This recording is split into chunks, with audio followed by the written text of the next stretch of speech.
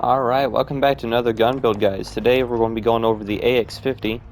I believe the Panda 6400 did a build over this not too long ago, talking about like the best quickscope build for this. Uh, this one is going to be really going over the more for like long range kind of build for the gun, for the most optimum kind of stats that you can possibly have for long range engagements.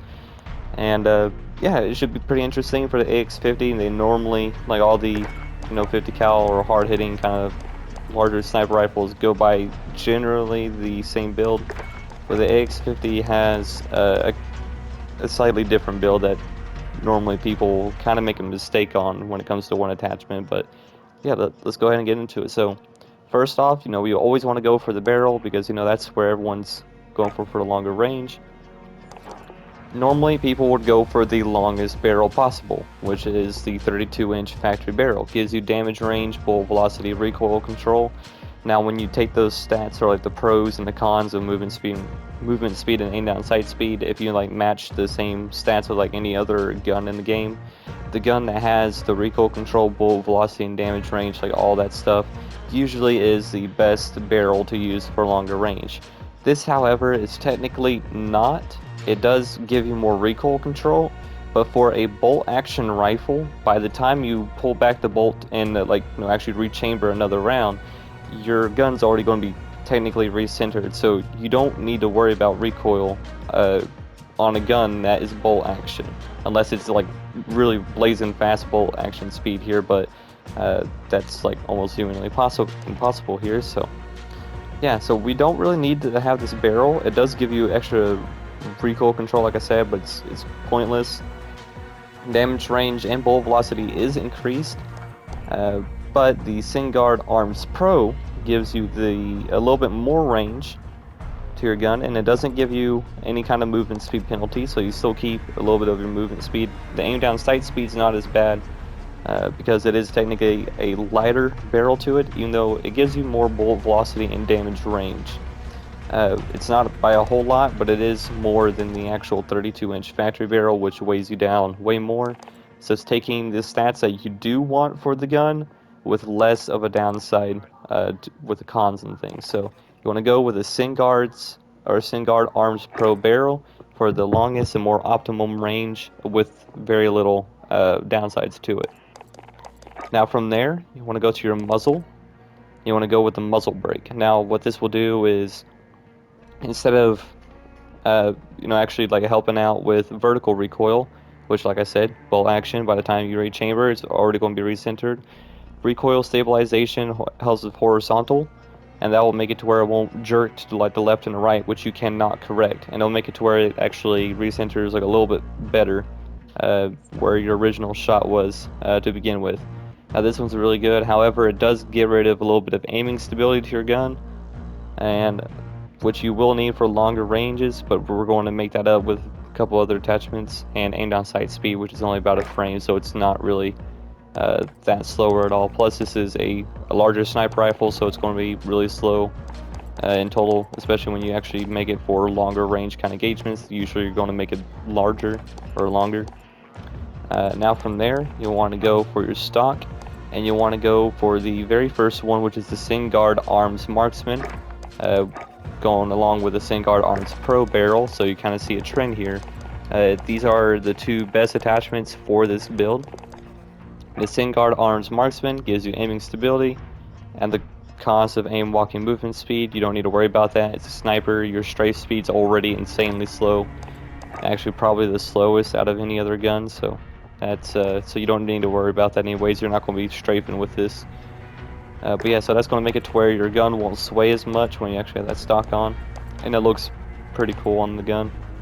And we're also going to go with the laser. This will also give you aiming stability, is what we're normally going to be looking at here for this one to help out from the muzzle brake deal.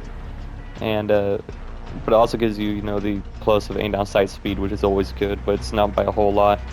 And aim walking steadiness, which is okay, but like I said, you're not going to be moving around with it a whole lot while you're sniping. The cost of laser visible to enemies. The thing is, by the time you're scoped in and ready to shoot someone, and ready to shoot someone. When they see that laser, you already have your sights locked on them. You pull the trigger, one shot, one kill kind of deal. So it doesn't, you don't need to worry about that too much. I want to keep it on the default brown, so you kind of have the default look here.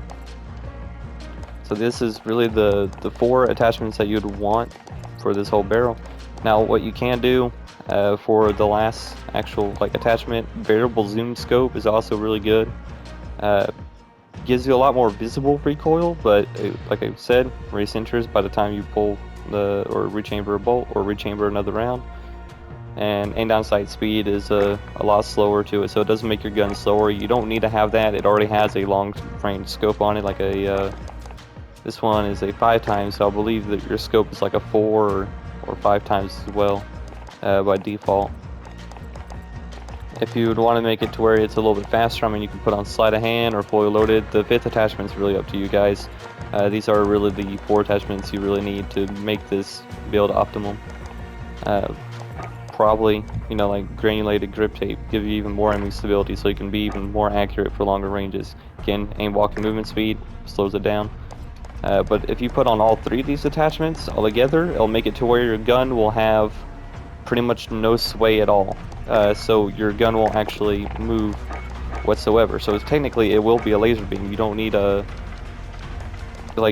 you don't really need to hold your breath, because for you guys actually play Call of Duty, you hold L3 to hold your breath, steadies your gun. It'll make it to where you don't have any sway for about 3 seconds or so. But if you put on a bunch of attachments to help out to sway to sway the gun or for aiming stability, you don't need to worry about that. You don't need to press that button. It's completely still anyways. So it gives you that half a second faster shot off that you don't need to hold your breath for.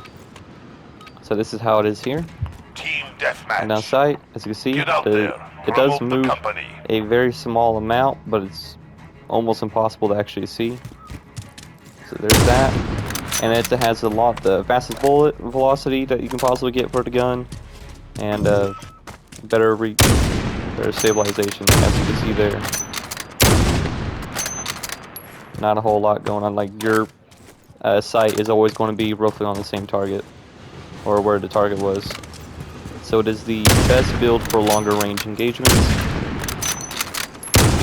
Now it's going to follow a similar build for the HDR. If you guys want me to go over that, I absolutely will. Oh, he just absolutely melted me. Yeah, so it's pretty cool. As you guys know, the 50 or AX-50 is a one-shot kill, and the lower torso and up to whatever its effective damage range was. Man, my aim down sight speed, long range is not the best.